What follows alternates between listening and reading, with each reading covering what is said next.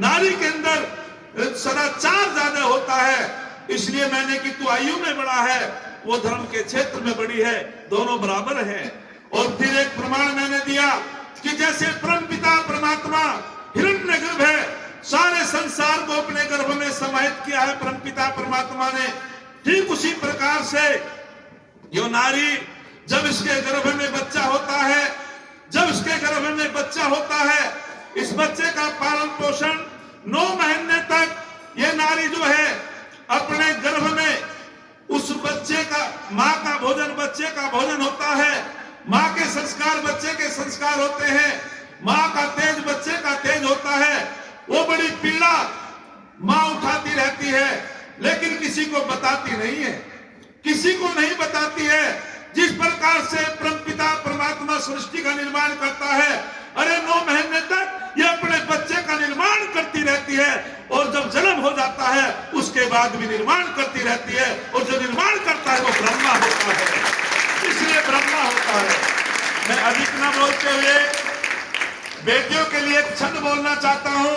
अरे किसी ने बहुत सुंदर कहा, सच तो यह है नारी की महिमा दुनिया जानने पाई है। अरे सच तो यह है नारी की महिमा दुनिया जानने पाई है। ये मंदिर में मीरा है, रण क्षेत्र में दुर्गाबाई है, विद्या के क्षेत्र में गार्गी देवी है, जिसकी कथा निराली है। इस नारी के कारण ही तो ये धरती गौरवशाली है, इस नारी के कारण ही तो ये धरती गौरवशाली है। मैं आपके सामने बताना चाहता हूं कि जो हमारी संस्कारवान बेटी होती है, ये सरे जाता है तो ऋषि दयानंद को जाता है। अरे एक बार स्वामी दयानंद से पहले पति की मृत्यु के बाद में नारियों को अग्निकुंड में जला दिया जाता था। स्वामी दयानंद से पहले पढ़ने का अधिकार नहीं था। एक अष्टाध्यायी नाम की पुस्तक आपने सुनी होगी, महर्षि पाणिनि द्वारा रचित अष्टाध्यायी नाम की पुस्तक में लगभग 4000 सूत्र हैं। अरे स्वामी दयानंद का धन्यवाद करो, कितने बड़े उपकार। यदि स्वामी दयानंद ना होते तो आज हमारी बेटी याजक की ब्रह्मा ना होती, आज हमारी बेटी वेद मंत्र ना बोलती होती, आज हमारी बेटी विद्याधन न करती होती। ये सारा का सारा श्रेय ऋषि दयानंद को जाता है। तो उसकी जो व्याख्या की गई, एक काशी का नाम की व्याख्या पुस्तक में की गई अष्टाध्यायी के सूत्रों की। कुछ पौराणिक लोगों ने अवैदिक व्याख्या कर दी गई।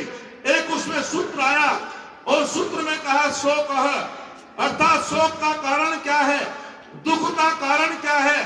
तो वहां पौराणिक विद्वान एक जैनेन्द्र कुमार जी थे, उन्होंने काशी का में व्याख्या की और अवैदिक रूप से कर दी। और उन्होंने कहा यदि व्यक्ति दुखी होता है, यदि व्यक्ति शोक में डूबता है, तो उसका कारण है कन्या शोका। क्या व्याख्या की, बोलो जरा। कन्या शोका, कन्या के जन्म से शोक उत्पन्न हो जाता है। मध्यकाल में कन्याओं को मार दिया जाता था। रामचंद्र देहलवी ने कहा था, जो 7 महारथी हुए, कि मेरी कई बहनों को मार दिया गया था, एक बहन बची थी और मैं टप टप मेरे आंसू टपक रहे थे, लेकिन मैं छोटा बच्चा था, मैं कुछ कर नहीं सका। मध्यकाल में बेटियों को मार दिया जाता था। तो कहा कन्या शोका, कि जिस कुल में, जिस परिवार में कन्या का जन्म होता है, वहां शोक उत्पन्न होता है, वहां वे दुखी रहते हैं। लेकिन जब ऋषि दयानंद ने इस सूत्र की व्याख्या को पढ़ा और स्वामी जी ने कहा इन्होंने बहुत बड़ा एक अन्याय किया है नारी जाति के लिए, तो स्वामी जी ने कहा कन्या का जन्म शोक का कारण नहीं होता। अरे कन्या तो आंगन की शोभा होती है, अरे कन्या तो जो है देवी होती है, कन्या तो वीरांगना होती है, कन्या तो विदुषी होती है, कन्या तो संस्कृति की आधार होती है, कन्या तो राष्ट्र की आधार होती है। जब स्वामी जी ने कहा कि व्याख्या गलत कर दी, उन्होंने कहा कन्या का जन्म शोक का कारण नहीं होता, और मेरे ऋषि दयानंद ने कह दिया था अविद्या शोका, अविद्या शोक का कारण है। यदि जो कन्या का जन्म हो गया, उसने विद्या प्राप्त नहीं की, वो भी दुखी रहेगी। किसी बालक का जन्म हुआ, उसने भी विद्या प्राप्त नहीं की, वो भी दुखी रहेगा।